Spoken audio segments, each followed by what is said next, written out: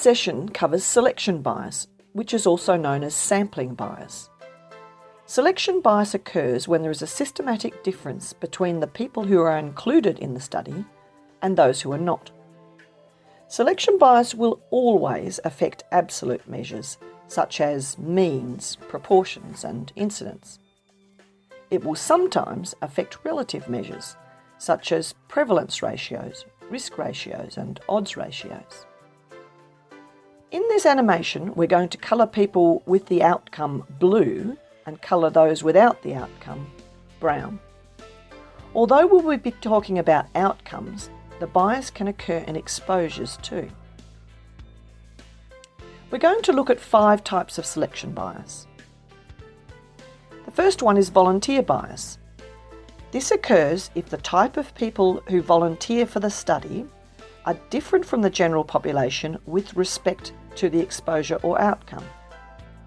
If we wanted to do a study on the link between a certain exposure and outcome, people who already have the outcome may be more likely to volunteer for the study, and this would bias our estimates. There would also be a volunteer bias if the opposite were true, and people with the outcome were less likely to volunteer. Similarly, there would be a volunteer bias with respect to the exposure if people with the exposure were more likely or less likely to volunteer than the general population. What matters in bias is that the participants are different from the general population with respect to the exposure or outcome. The second type of selection bias is low response rate. Even if participants are selected randomly, say from a role of some kind, they can still refuse to participate. This doesn't really matter if the people who participate are like the people who don't participate. But if the people who agree to participate in the study are more likely to have the outcome than the population, we have a low response rate bias. Again, low response rate bias will also occur if those with the outcome are less likely to participate, and the same applies to the exposure. The third type of selection bias is ascertainment bias. This is sometimes called detection bias. This type of bias occurs when the outcome is not immediately obvious and some steps must be taken to ascertain or detect whether an individual has the outcome.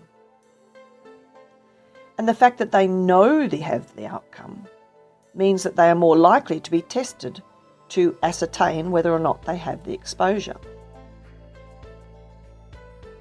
If they don't know that they have the outcome, they are less likely to find out if they have the exposure. As with other types of bias, ascertainment bias can apply to both outcomes and exposures and can result in people being more or less likely to be tested. The fourth type of selection bias is called the healthy worker effect. The concept is that, generally speaking, people who are working are healthier than people who are not working, since there are many reasons for not working, and these include ill health and infirmity. Therefore, if we are comparing outcomes in workers in a certain occupational group, it's important to compare them to people who are like them in health, age, physical fitness, and so on, rather than to compare them to everyone in the general population.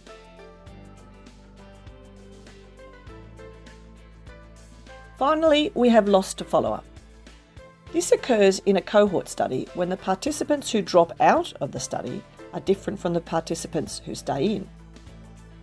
If participants leave the study because the exposure is making them sick, for example, then the participants who remain at the end will be biased towards those without the exposure.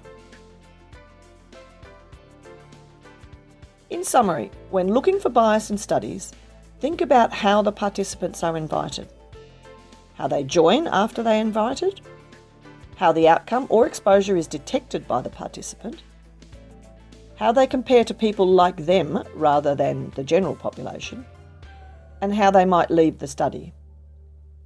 Now please go back to the lesson and learn about ways to minimise these biases.